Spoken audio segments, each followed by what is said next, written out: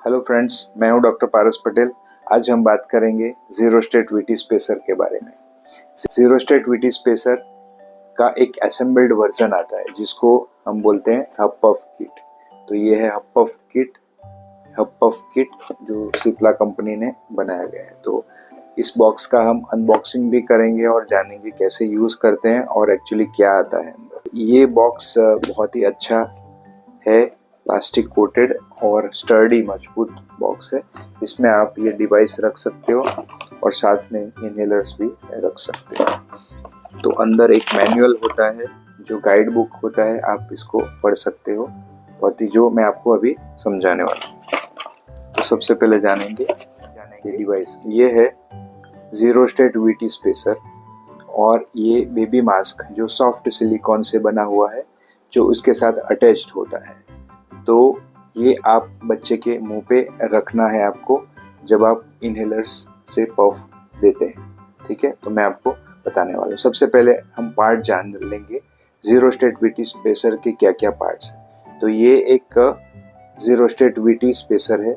Zero state इसलिए नाम रखा है ताकि दवाई अंदर चिपके नहीं। ये दो पार्ट में डिवाइड होता है। मैं आपको ये अनलॉक करके भी बताऊंगा। इसको यहाँ से अनलॉक कर सकते हैं, ऐसे करके सेपरेट कर सकते हैं। और यहाँ से एक आप वाल भी देख रहे हो, इसका क्या है फंक्शन मैं अभी जस्ट बताने वाला हूँ। और ये दूसरा एंड है जो स्लॉट है हमारा। तो जीरो स्टेट वीटी जहाँ से ये वाल है जहाँ से बच्चा सांस ले पाता है अंदर से और यहाँ से वो ब्रीथ आउट कर सकता है। तो सफोकेशन होने के चांसेस नहीं रहते, इसलिए ये बना है। और यहाँ पे है एक स्लॉट, आप देख पा रहे हैं यहाँ से एक स्लॉट है जिससे जहाँ से आपको इनहेलर को रखना है और दवाई का डोज डिलीवर करना है। तो सबसे पहले ये पार्ट्स जान ले। इनहेलर्स के बारे में थोड़ा जान लेते हैं। इनहेलर्स ऐसे होते हैं। इनहेलर्स एक चैम्बर होता है जिसमें ये दवाई प्रेशराइज्ड फॉर्म में डोजेस रहते हैं। और ये कैनिस्टर है जिसको कैनिस्टर या चैम्बर भी बोलते हैं। और यहाँ से इसका स्प्रे निकलता है। देने से पहले आपको शेक करना रहता है। आप 10 बार शेक कर सकते हैं। अभी बच्चे को बिठाइए या लिटा सकते हैं अगर छोटा बच्चा हो। बच्चा एकदम कंफर्टेबल पोजीशन में हो वैसे आपको रखना है। आपको ये डिवाइस लेना है, अच्छे से देख लेना है कि डिवाइस क्लीन है, अच्छे से असेंबल्ड है, अच्छे से ये लॉक्ड है। और उसके बाद ये स्लॉट में आपको ये शेक की हुई इनहेलर्स को यहाँ पे रख के आपको एक बार दबाना है। और ये दबाओगे जैसे तो एक डोज डिलीवर हो जाएगा। जैसे डोज डिलीवर हो जाता है आपको बच्चे के मुंह पे रख देना है जहाँ से ये नोज उसका कवर्ड हो और एक डोज डिलीवर हो गया। अभी कैसे केयर करना है। जब हम बच्चे को दे देते हैं एक डोज, एक खुराक देने के बाद बच्चे के मुंह को साफ करना बहुत आवश्यक है।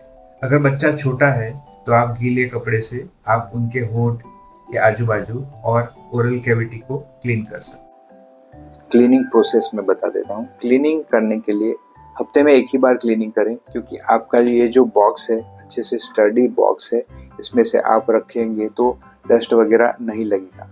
फिर भी आपको क्लीन करना है तो हफ्ते में एक बार क्लीन कर सकते हैं। और साबुन वाले पानी, नॉर्मल टेम्परेचर वाले पानी में आप ये भिगो सकते हैं और ऐसे ही सूखने के लिए रख दीजिए ओवरनाइट। जैसे ऐसे रख दिए।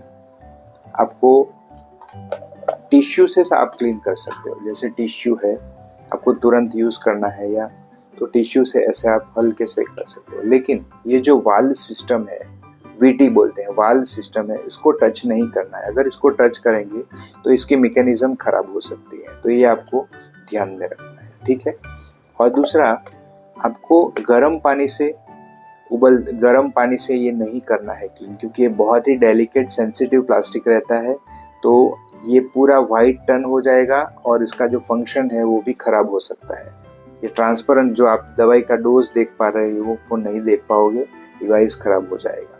तो आपको ऐसे नहीं करना है। यूज़ करते करते ये डिवाइस में ये जो इसका जीरो स्टैटिक प्रॉपर्टी है वो हैम्पर होता है, खराब हो जाता है। वाल कई बार खराब हो जाता है। तो हर 6 महीने में आपको ये डिवाइस बदल देना चाहिए ताकि आपको अच्छे से रिजल्ट मिल सके और बच्चे को अच्छे से दवाई का डोज प्रॉपरली डिलीवर हो सके। Thank you.